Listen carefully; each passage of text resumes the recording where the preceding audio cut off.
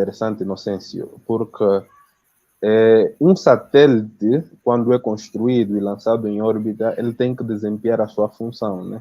Eu penso que eu disse na live passada que os satélites normalmente têm prazo de vida útil. Os satélites não têm um prazo de vida útil.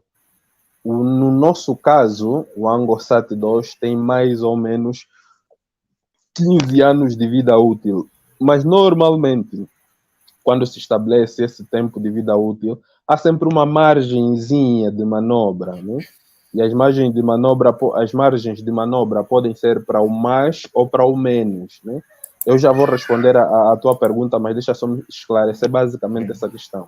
Imagina que o nosso satélite foi estabelecido, ou seja, tem 15 anos de vida útil.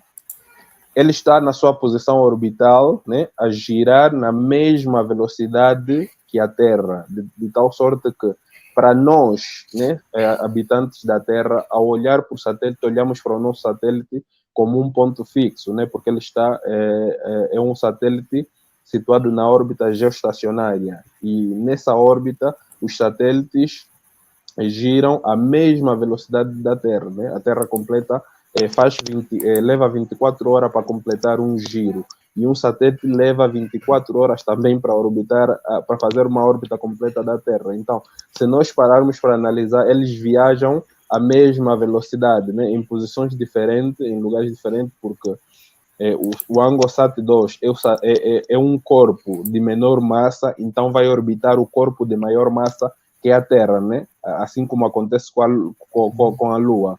Nós sabemos que, a partir das leis da física, concretamente a lei da gravitação universal de Newton e as leis de Kepler, nós concluímos de forma muito generalizada que, né, os corpos que são orbitados por outros, normalmente aquele que possui maior massa é orbitado por aquele que possui menor massa, que é o caso que acontece com o Angosat 2. Então, imaginemos que na sua posição orbital haja, por exemplo, uma previsão do Angosat colidir com qualquer outro corpo celeste ou qualquer lixo espacial. É necessário que os técnicos que foram devidamente formados, né, que hoje trabalham concretamente na operacionalização do Angosat 2, ao se aperceberem da possibilidade do choque do Angosat 2 com um corpo celeste ou um lixo espacial, façam a manobra para que o satélite, né, fuja um pouco da sua posição orbital, né, para não ter o choque com esse corpo ou lixo espacial, e depois colocam novamente o satélite em órbita. Então, essa manobra, que parece ser uma coisa pequena, gasta combustível. Aliás, na indústria espacial, diz que essas são aquelas questões que os técnicos gostariam a todo custo evitar que acontecessem, né? Que são as manobras para que se evite a colisão com um satélite em órbita funcional, não é? Um satélite funcional que esteja em órbita com um lixo espacial. Essas manobras são indesejáveis a todos os custos, porque criam sempre um embaraço, sem contar do gasto do combustível.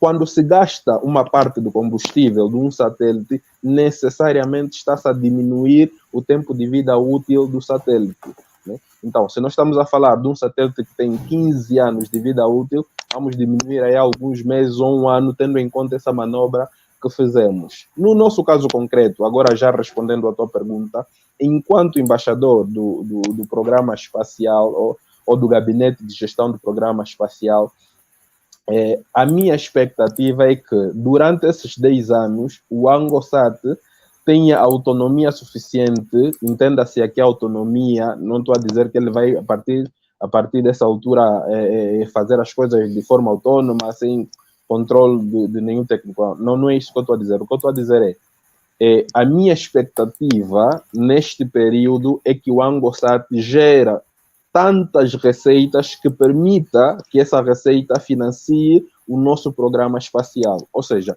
agora, nesse instante que estamos a ter essa live, nós temos um programa espacial. Mas a ideia não é ficarmos pelo programa espacial, é termos uma agência espacial. Não sei se conseguem me entender, né? Nós, em Angola, temos o GGPN, que é o Gabinete de Gestão do Programa Espacial.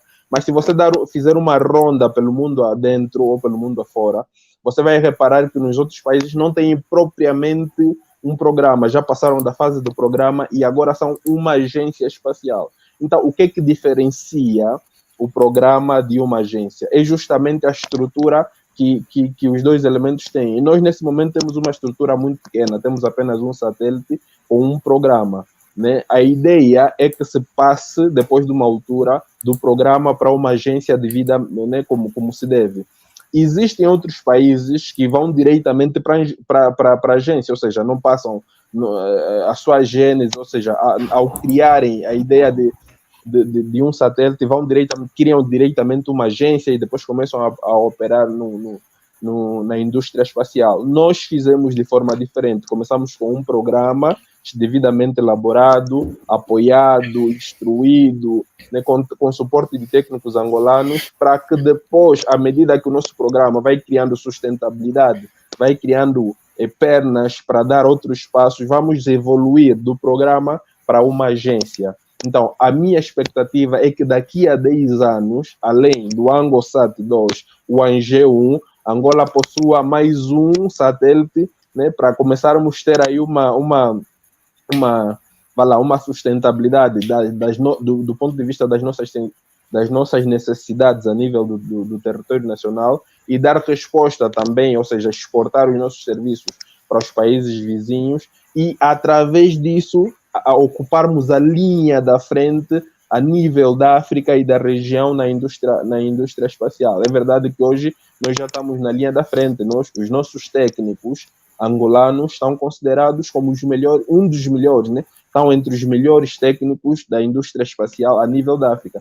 E eu estou a falar de um documento que saiu há pouco tempo e que estabelece, se a memória não me trai, 2 ou 3 dos nossos técnicos que estão entre os jovens com menos de 30 anos, com muita margem de evolução a nível da indústria espacial africana. E isso, por si só, é uma grande valia. Nós começamos a coisa de pouco tempo, né, na indústria espacial e nós já temos um destaque que é fora de série. Então, a minha expectativa é mais ou menos essa, que o programa...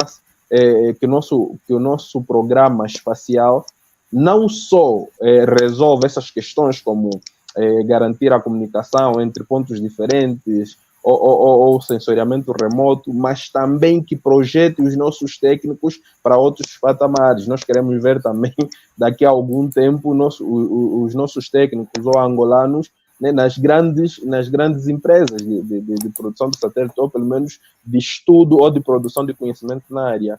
Essa é a minha expectativa.